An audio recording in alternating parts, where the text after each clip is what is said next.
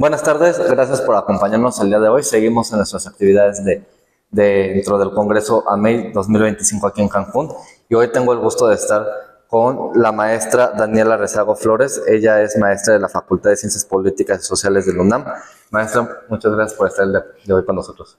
Muchas gracias por la invitación. Gracias, maestra. Y bueno, vamos a hablar, que nos platique acerca de la ponencia de la plática que tuvo el día de hoy acerca de el espacio geopolítico y violencia, expresiones de la guerra permanente en la política mundial, análisis y estudio de caso.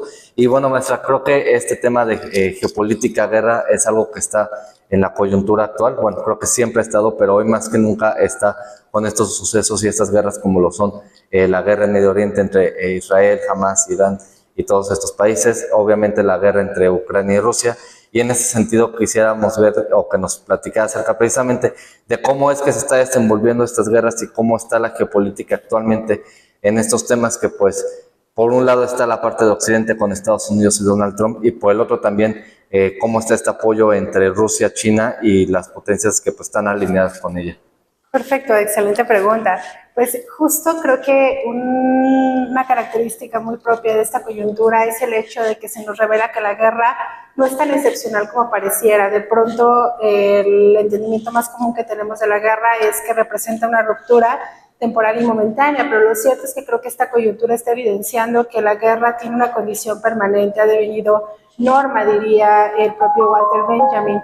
Y bajo este entendimiento creo que lo que estamos observando de pronto es unas formas de hacer la guerra en las que queda plenamente evidenciado el papel productivo del hacer la guerra. ¿Qué significa esto? Creo que buena parte de lo que tendremos que plantear en el horizonte analítico es el hecho de que el hacer la guerra no solamente significa enfatizar el despliegue de una violencia que tiene como finalidad el castigo, la prohibición, el combate al enemigo, sino que también en el marco de eso tiene una dimensión productiva las formas de hacer la guerra.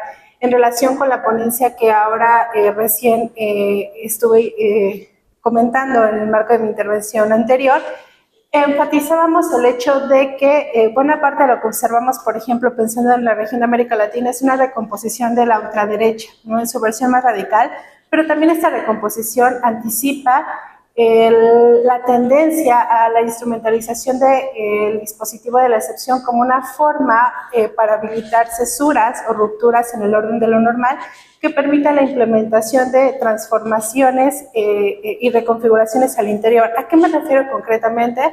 Me gustaría puntualizar el caso de El Salvador, donde lo que observamos, por ejemplo, es cómo a partir de la administración de Nayib Bukele lo que está aconteciendo de pronto es la habilitación de un estado de excepción que se ha vuelto permanente, que se ha vuelto norma, pero que está facilitando el despliegue de una violencia estatal que hace parte de formas de hacer la guerra al interior, ¿no? Donde de pronto lo que tenemos es una producción del enemigo, esa producción del enemigo está encarnada, por ejemplo, en el contexto de El Salvador, en la Mara Salvatrucha y un par de facciones de Barrio 18, por ejemplo, pero que también como parte de ese enemigo en común tenemos que buena parte del discurso de la administración de Nayib Bukele ha dirigido la crítica a las élites políticas que están representadas por los partidos Arena y Gana, por ejemplo, pero también con el Frente Faribundo Martí para la Liberación Nacional, ¿no? Entonces, lo que estamos teniendo de pronto es la expresión misma de cómo el hacer la guerra no solamente está pensada en el plano operativo hacia el exterior, sino que inclusive al interior tenemos también formas de hacer la guerra. Lo que pasa de pronto es que creo que tenemos muy en el entendimiento afianzado el hecho de que observamos la guerra con cierta estética y de pronto observar combate urbano, observar de pronto guerras contra la informalidad, guerras contra crimen organizado, contra pandillas, contra delictividad al interior, no lo codificamos como formas de hacer la guerra, pero creo que buena parte de lo que queda evidenciado hoy en día es que también la forma de hacer la guerra se ha sofisticado, se ha robustecido, no tiene la misma estética. Entonces creo que buena parte de lo que caracteriza esta coyuntura es que observamos la expansión y sofisticación de las formas de hacer la guerra. Sí, precisamente varias tareas de las relaciones internacionales hablan de este periodo ni de paz ni de guerra, ¿no? Pero al menos yo soy de los que piensa que el núcleo del mundo, lo que hace girar al mundo es precisamente que haya guerra, no que haya conflicto. Como usted lo mencionaba, pues ya no son solo guerras bélicas, ¿no? Ya no solo son estas guerras donde vemos bombas nucleares, ataques entre armas y todo, ¿no? Sino que ya son precisamente guerras híbridas o guerras en las que se ven involucradas las redes sociales, las guerras de la información, las guerras de la polarización, estas guerras o estos conflictos en donde ya no son soldados, ¿no? Sino nosotros mismos como sociedad nos vemos envueltos en estos conflictos sin que nos demos cuenta, ¿no? O bueno, no sé qué pueda decirnos acerca precisamente de este nuevo tipo de guerras que vemos. Sí, pues justo creo que lo has capturado bien, o de pronto a la mirada nos cuesta trabajo reconocer que de pronto lo que tenemos como formas de despliegue de una violencia estatal al interior son inclusive formas de hacer un combate, formas de hacer la guerra. Lo decía hace un momento, ¿no? Creo que esta coyuntura ha evidenciado que estamos ante una sofisticación del hacer la guerra, y en ese sentido creo que también esto interpela las relaciones internacionales para de pronto desenfocar el entendimiento común del hacer la guerra bajo la perspectiva muy dominante, realista de las relaciones internacionales, para entonces abrir la discusión y empezar a problematizar qué otras formas de hacer la guerra se están evidenciando en la coyuntura hoy en día. Claro, y en ese sentido, con lo que mencionó al final, ¿cómo ve esta parte precisamente de esta economía de guerra? Países como Estados Unidos, que pues gran parte de su Producto Interno Bruto va enfocado a las armas. El propio Donald Trump ya no le llama Secretaría de Defensa, sino Secretaría de Departamento de Defensa, sino Departamento de Guerra. Entonces, ¿cómo ve esa parte de esa economía de guerra y qué futuro le ve?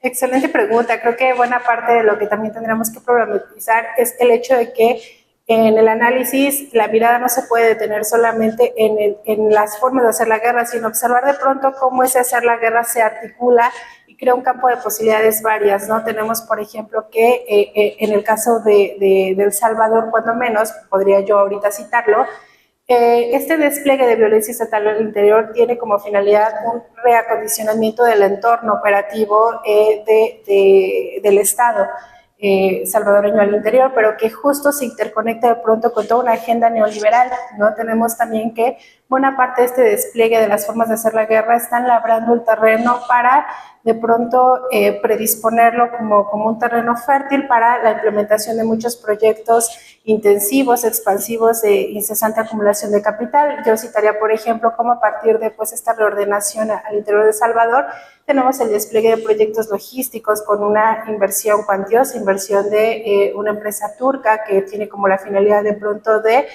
sofisticar las operaciones portuarias, de ampliar la infraestructura portuaria que tiene El Salvador, pero también esto se interconecta con de pronto proyectos abiertamente extractivos, ¿no? Recientemente en El Salvador se acaba de revocar la ley que prohíbe la minería metálica, y entonces tenemos que la agenda neoliberal buquelista también ha hecho como del despliegue de violencia estatal un mecanismo que de pronto permite reordenar todo el interior para hacer posible la implementación de proyectos bastante ambiciosos, ¿no? También citaría, por ejemplo, el hecho de que en El Salvador se está discutiendo la apertura de zonas francas, ¿no? Y esas zonas francas están pensadas como pues, laboratorios de abierta experimentación neoliberal que lo que buscan congregar es una serie de clústeres de diferentes actividades económicas de ensamblaje, manufactura, de baja intensidad tecnológica, pero así también de extracción de diferentes tipos de recursos, ¿no?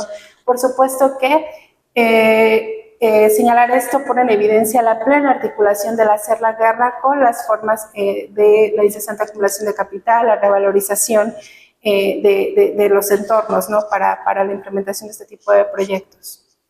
Claro, y ya como última pregunta, y que va también con lo que comentaba ahorita, creo que siempre en los medios cuando hablan de una guerra se van como a la vieja confiable, no se dirá en el meme, ¿no? Que es el petróleo, ¿no? El petróleo de Medio Oriente, el petróleo de Venezuela, ¿no?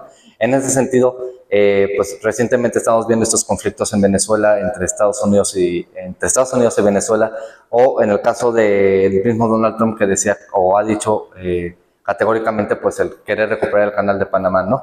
Y vemos precisamente cómo está El Salvador alineado con Donald Trump y su cercanía con Panamá y el conflicto, repito, en Venezuela. En ese sentido, maestra, yo sé que como internacionalistas no tenemos precisamente la bolita mágica para predecir el futuro, pero ¿qué visión está viendo precisamente en esa región? ¿Cómo se está moviendo América Latina y precisamente el Caribe con Venezuela? Excelente pregunta. Pues yo creo que lo que observamos en América Latina es una intensificación del hacer la guerra, pero que justo está transcurriendo por una reconstrucción continua del enemigo, ¿no? El enemigo personificado en grupos varios distintos, pueden ser, por ejemplo, desde insurgencias, desde facciones que son catalogadas desde la lógica estatal como insubordinados, como rebeldes, como insurgentes, pero también puede ser de pronto el crimen organizado, ¿no? Hay una continua producción al interior de la región de América Latina de quién es el enemigo y quién personifica al enemigo.